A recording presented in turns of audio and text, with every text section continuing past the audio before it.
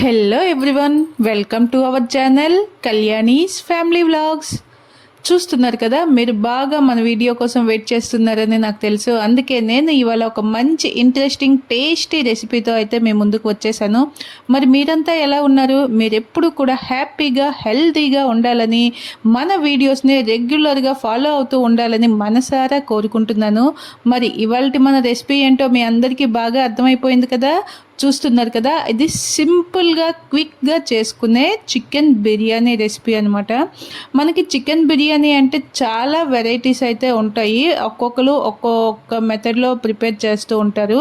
ఇదైతే మా home style biryani అనమాట. మేము ఎప్పుడు కూడా ఇలానే ప్రిపేర్ చేస్తాము. దీని టేస్ట్ అయితే చాలా బాగుంటుంది.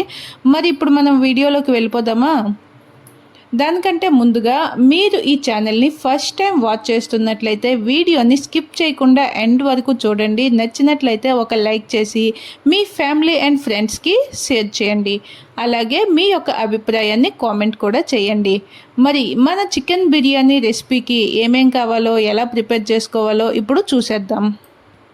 ముందుగా మనందరికీ తెలిసిందే, మనకి ఎంత క్వాంటిటీలో కావాలో అంత చికెన్ అయితే ఫస్ట్ బాగా వాష్ చేసుకొని దానిని బాగా మ్యారినేట్ చేసి ఒక సైడు చికెన్ని ఫ్రై చేసి పక్కన రెడీగా పెట్టుకోవాలి. ఇప్పుడు కొలత ప్రకారం బియ్యాన్ని తీసుకొని ఒకసారి వాష్ చేసుకొని వాటిని కూడా పక్కన పెట్టుకోవాలి. ఇలా నేను ఇప్పుడు దీన్ని కుక్కర్లో ప్రిపేర్ చేద్దాం అనుకుంటున్నా. అందుకని చెప్పి నేను ఒక కుక్కర్ని పెట్టుకొని తగినంత ఆయిల్ వేసుకొని వేడైన తర్వాత ఉల్లిపాయ, పచ్చిమిరపకాయ ముక్కలు, అల్లం వెల్లుల్లి పేస్టు, వాటితో పాటు ఫస్ట్ ముందుగా మనకి బిర్యానీ మసాలాలు ఉంటాయి కదా, హోల్ స్పైసెస్, వాటన్నింటినీ కూడా వేసి బాగా ఫ్రై చేసుకున్న తర్వాత నేను వాష్ చేసి పెట్టుకున్న బియ్యాన్ని అయితే ఇక్కడ వేసుకున్నాను. బియ్యం వేసి బాగా మిక్స్ చేసిన తర్వాత మనకి బియ్యంకి ఎంత వాటర్ అయితే సరిపోతుందో అంత వాటర్ని కూడా యాడ్ చేసుకోవాలి. ఇక్కడ నేను 4 గ్లాసెస్ రైస్ అయితే తీసుకున్నాను. దానికి 8 గ్లాసెస్ ఆఫ్ వాటర్ని అయితే యాడ్ చేసుకున్నాను. వాటర్ యాడ్ చేసిన తర్వాత మన టేస్ట్కి సరిపడా సాల్ట్ అయితే అడ్జస్ట్ చేసుకుని వేసుకోవాలి.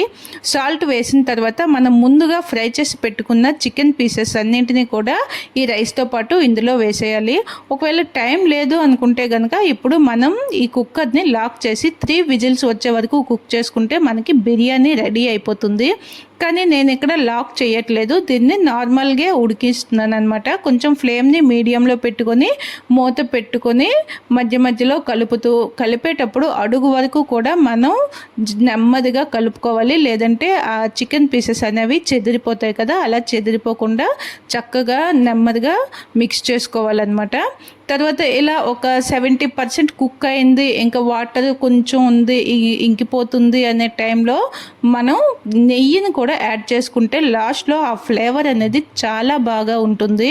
మరి మీరే చూసారు కదా మన బిర్యానీ ఎంత తొందరగా రెడీ అయిపోయిందో. ఇంకెందుకు ఆలస్యం, మీరు కూడా వెంటనే వెదర్ మనకి అనుకూలంగా ఉంది అనుకుంటే ఈ బిర్యానీని ప్రిపేర్ చేసుకొని హ్యాపీగా ఎంజాయ్ చేయండి.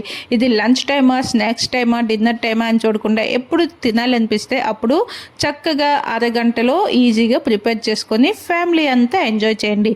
మరి ఈ వీడియోని మీరు ఎంజాయ్ చేసినట్లయితే ఒక లైక్ చేసి మన ఛానల్ని సబ్స్క్రైబ్ చేసుకోండి. Thank you.